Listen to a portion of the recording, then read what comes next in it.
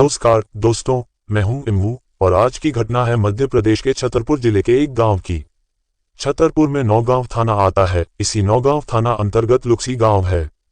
इसी गांव में रहने वाले राम सिंह के 6 बच्चे थे, 2 बेटे मुकेश और रविंद्र एवं 4 बेटियां नीलम, रंजना, सुनीता और सपना। चारों बहनों में सुनीता सबसे खूबसूरत, हंसमुख और चंचल स्वभाव की होने के कारण गांव भर की लाडली भी थी। राम सिंह काफी कठोर स्वभाव के थे, इसलिए अपने बच्चों पर, खासकर बेटियों पर कड़ी नजर रखते थे। लेकिन कहते हैं कि जब जो होना होता है तब वह होता ही है। राम सिंह के साथ भी यही हुआ। राम सिंह की सबसे प्रिय बेटी सुनीता गांव में ही रहने वाले जयसिंह यादव नामक युवक को दिल दे बैठी। दरअसल सुनीता का सोचना था कि जयसिंह भी उसकी तरह यादव होने के अलावा खाते पीते परिवार का है, इसलिए जयसिंह के साथ उसकी शादी होने में कोई परेशानी नहीं आएगी। लेकिन सुनीता का सोचना उस समय गलत साबित हुआ जब सुनीता के इश्क की खबर राम सिंह के कानों तक पहुंची। तो उन्होंने न केवल जवान बेटी की अच्छे से खबर ले डाली बल्कि उसके घर से निकलने पर भी पाबंदी लगा दी। सुनीता 2010 में एक रात अपने प्रेमी जयसिंह के साथ गांव से भाग गई। सुनीता के साथ जयसिंह भी लापता था, इसलिए अपनी मूंछ ऊंची रखकर बाहर निकलने वाले राम सिंह के लिए ये चुल्लू भर पानी में डूब मरने जैसी बात थी।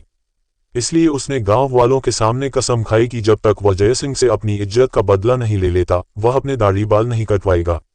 इधर छतरपुर से भागकर सुनीता और जयसिंह दिल्ली पहुंचे, जहां जयसिंह मेहनत मजदूरी करने लगा और दोनों एक किराए के कमरे में पति पत्नी की तरह रहने लगे।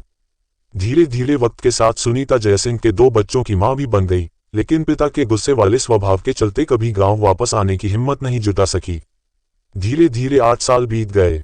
राम सिंह अपनी कसम के चलते दाढ़ी बाल नहीं कटवाने के कारण साधुओं की तरह देखने लगा था, और इस दौरान परिवार में बुजुर्ग की मौत पर भी राम सिंह ने अपना सिर नहीं मुंडवाया। ये कहना गलत नहीं होगा कि समय बीतने के साथ साथ राम सिंह का गुस्सा और भी बढ़ता जा रहा था। कभी कभी गुस्से में वह अपने बेटों को गालियां भी बकने लगा कि दोनों जवान होकर भी ये पता नहीं लगा पा रहे कि आखिर सुनीता और जयसिंह कहाँ छुप कर रह रहे हैं।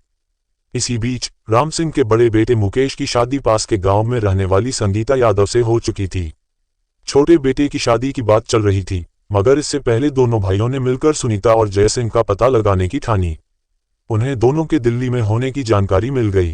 राम सिंह का बेटा रविंद्र उम्र में सुनीता से छोटा था।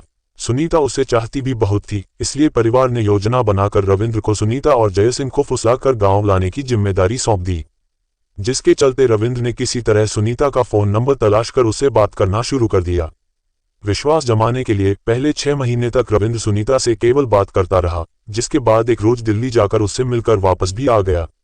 इस दौरान वह जयसिंह को जीजा जी कहकर बुलाता था। उसने सुनीता को यह भी बताया कि पिताजी कुछ दिन जरूर गुस्सा रहे, लेकिन अब उनका गुस्सा शांत हो चुका है। रविंद्र ने सुनीता से कहा कि तुम्हारे बच्चों की बात सुनकर तो वे कभी कभी इनसे मिलने के लिए रोने भी लगते हैं। रविंद्र सुनीता से छोटा था और बचपन में सुनीता ही उसका ज्यादा ध्यान रखती थी, इसलिए रविंद्र उससे झूठ बोल सकता है, ये बात सुनीता सोच भी नहीं सकी।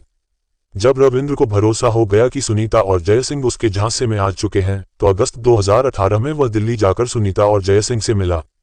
इस दौरान काम तलाश करने के बहाने वह 25 दिन तक सुनीता के साथ उसके घर में ही रहा। 26 अगस्त को रक्षाबंधन का त्योहार था, इसलिए 24 तारीख को दिल्ली से वापस आते समय रविंद्र ने सुनीता और जयसिंह से भी साथ चलने को कहा। उसका कहना था कि पिताजी तुम्हारे दोनों बच्चों को देख लेंगे और तुम बड़े भाई मुकेश को राखी भी बांध देना। दुर्भाग्य से सुनीता और जयसिंह रविंद्र के झांसे में आ गए, जिससे घर से भागने के बाद सुनीता पहली बार यानी 8 साल बाद 25 अगस्त 2018 को अपने पति जयसिंह और 2 बच्चों को लेकर लुगासी आ गई। यहाँ योजना के अनुसार परिवार के सभी लोगों ने सुनीता और जयसिंह का स्वागत किया। जयसिंह सुनीता को पिता के घर छोड़कर अपने घर जाना चाहता था, लेकिन जयसिंह और सुनीता के गांव में आने की किसी को खबर न हो, इसलिए राम सिंह और सास विमला ने काफी जिद कर जयसिंह को ससुराल में ही रोक लिया।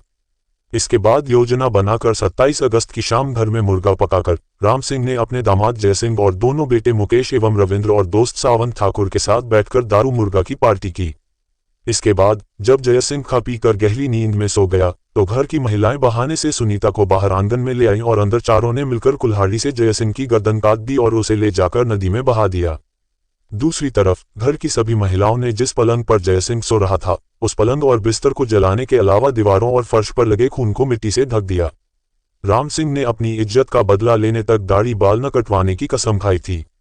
ये बात गांव वालों को मालूम थी, इसलिए जयसिंह की हत्या के बाद जब लोगों ने राम सिंह को दाढ़ी बाल सब कुछ मुड़ाई देखा तो जयसिंह की हत्या की सुगबुगाहट होने लगी। गांव में जयसिंह के घर में तो कोहराम मच गया, क्योंकि भले ही जयसिंह 8 साल बाद गांव में आने के बाद अब तक अपने घर न जाकर ससुराल में ही रुका हुआ था, लेकिन जयसिंह के अपने पत्नी और बच्चों के साथ आने की खबर गांव में फैल चुकी थी। इसलिए बेटे के साथ अनहोनी की आशंका लेकर जयसिंह के पिता सीधे तत्कालीन नौगांव थाना प्रभारी शिव प्रताप सिंह बघेल के पास पहुंचे और पूरी बात बता दी। इसके बाद जयसिंह की हत्या की बात सामने आने पर चारों महिलाओं सहित सभी आरोपी फरार हो गए थे, जिनमें से राम सिंह, उसके दोनों बेटे मुकेश एवं रविंद्र तथा दोस्त सावंत ठाकुर को कुछ समय बाद पुलिस ने गिरफ्तार कर लिया था।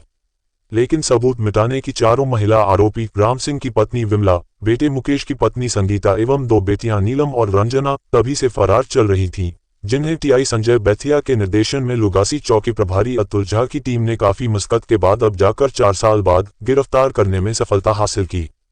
राम सिंह ने अपने मान सम्मान के अहंकार में जयसिंह के प्रति इतनी नफरत और बदले की भावना अपने मन में पैदा कर ली थी, और साथ में अपने पूरे परिवार खास करके अपने दोनों बेटों को हमेशा ताने मार मार कर उनके दिमाग में भी सुनीता और जयसिंह के लिए हमेशा नफरत पैदा करता रहा, जिसका परिणाम सिर्फ राम सिंह ही नहीं पूरे परिवार को भुगतना पड़ा। और एक पल में गांव का एक खुशहाल परिवार तबाह हो गया, साथ में अपनी बेटी का भी घर तबाह कर दिया, एक बच्चे से उसके बाप का साया छीन लिया। तो इस प्रकार से राम सिंह और राम सिंह का पूरा परिवार सलाखों के पीछे अपनी सजा का इंतजार कर रहा है। तो दोस्तों, इस कहानी को सुनने का मकसद किसी का दिल दुखाना नहीं है, बल्कि देश और दुनिया में हो रही ऐसी घटनाओं से आप लोगों को जागरूक करना और सावधान करना है, जिससे आप और हम और आपका और हमारा परिवार सुरक्षित रहे।